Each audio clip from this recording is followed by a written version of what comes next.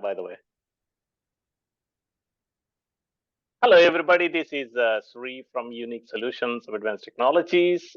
I have Todd Mitchell, who is the owner of Cybersecurity for Biz in New Mexico, today as a guest. And I am really excited to bring Todd onto the show today, is because he is passionate about helping small businesses.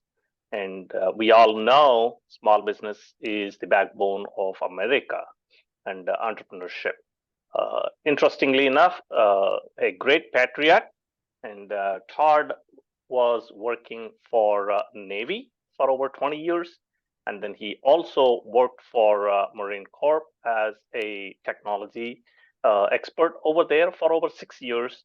And after completing his service over there, helping our great community of military experts, he started helping solopreneurs and small business owners on the cybersecurity and helping them to protect from a massive cybersecurity challenges that we are all going through in the community. If you guys may notice or not, on LinkedIn, I also written an article a long time ago as cybersecurity, taking cybersecurity as a prominent subject. Small business is under attack. So that's serious problem that we are going through, and Todd is helping the community greatly. Todd, thank you very much for joining us today. I am really excited, looking forward to hearing what you got to say. And do you have any further introduction that you wanted to add to it? No, Sri, thank you very much for having me. It's an honor to be here, and that was an awesome introduction. Thank you. Okay, great. So Todd, based on your experience of helping small businesses, tell me what kind of businesses are you helping? So I work primarily with solopreneurs and micro businesses. So basically 0 to 5 employees. And the largest portion of my customers are in financial industry and the healthcare industry. Most specifically because they have mandated federal compliance cybersecurity that they have to meet. And some of the struggles that they have as far as small businesses are because the resources of our cybersecurity are very limited, because our cybersecurity industry as a whole was started 20 years ago, when it was big government and big business against big government and big business, and so the resources just aren't available for the solopreneurs. But on technology, majority of the people, they come into the technology space because they think they have a big money in it, and big firms are all over the technology experts. Now, what made you to take a position of helping small business owners and solopreneurs? And there is not much money in it. And tell us a little bit more about it. Why do you do this? Yeah, so a few years ago, my best friend, who was a solopreneur, he's actually a DJ and does weddings and wedding receptions and things like that, and private parties. And he had his database compromised. And nowadays, nobody carts around crates full of records. It's all on digital. And a DJ with no music is kind of useless. So he was in big trouble. That's right. And so we tried to, he asked me to help him find somebody that could work with him. And we called practically every company I could find on Google, and nobody would touch them. I mean, these most of them are large business, large enterprise level. A couple we found that said they work with small business, and we call them up and they're like, oh yeah, we love to work with small business. You have to have at least 250 employees, 5 IT guys in your IT department, and 10 million a year in revenue or whatever. And it's like, guy works from home with a laptop. That is not a small business. Yes. Right? So he eventually convinced me to help him in my spare time, and then ultimately convinced me to open my own business and help everybody in his That's business. an incredible story.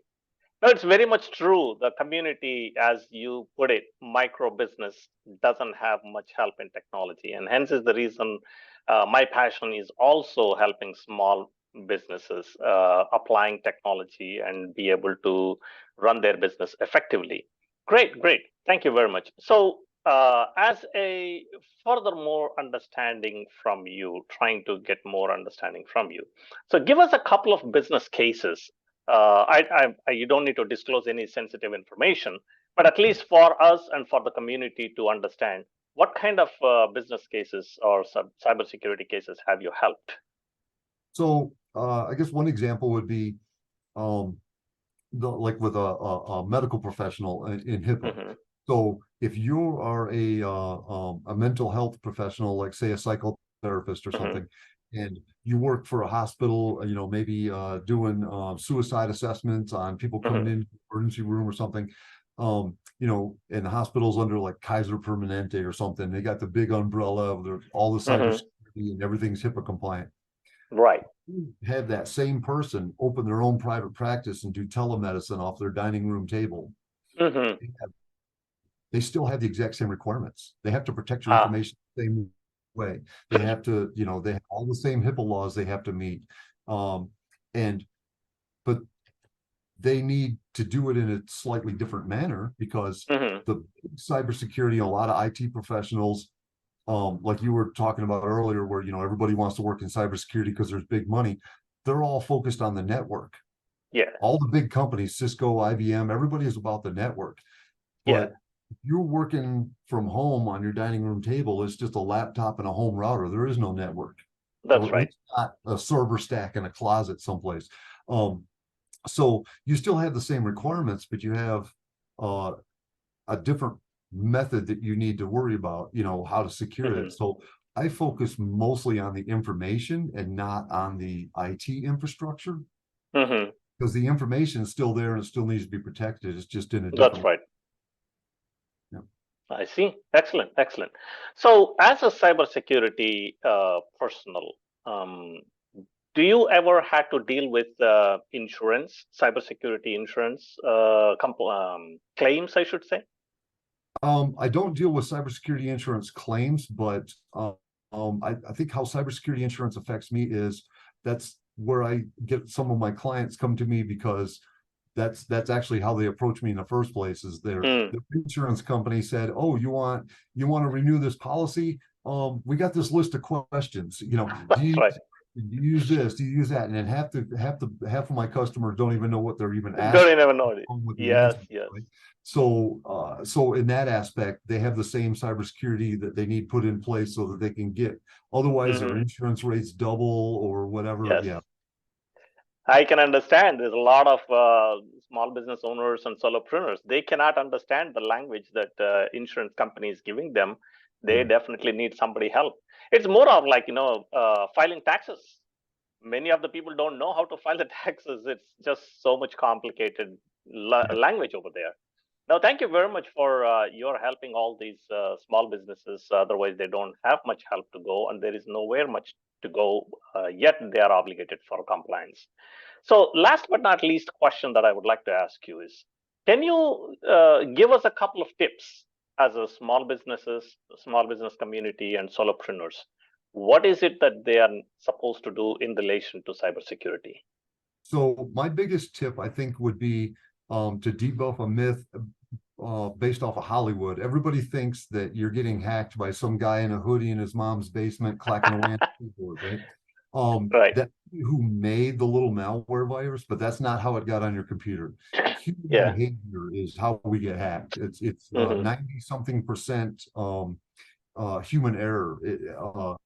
We're the ones that have weak passwords. We're the ones that use the same password for our bank account that we use for Netflix. And then, oh, by the way, Yeah. you and your kids have given your Netflix password to everybody in town, switching it for their HBO password or Hulu password. Right. So now everybody has or you write it down and put it on a sticky note on the monitor at work because you can't remember it. Yeah. You haven't got your Windows up to date, don't have your backups haven't been checked, so you don't even know if it still works or not. That kind of stuff. So I would strongly encourage everybody to what I call a core four, your Hmm. passwords, your backups, multi-factor authentication, and keeping your software up to date. If you follow those principles, that pretty much keeps you from being a target in the first place. That's pretty cool. Can you repeat those four again?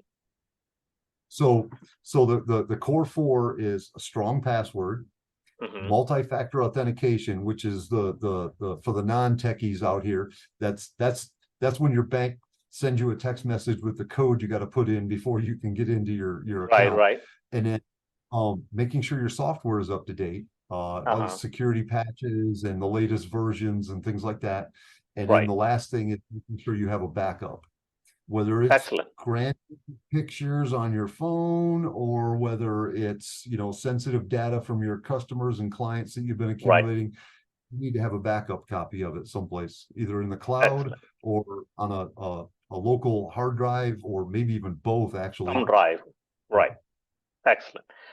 Todd, thank you very much for joining us today. You shared a great tip and that helps us a lot of solopreneurs and small business owners.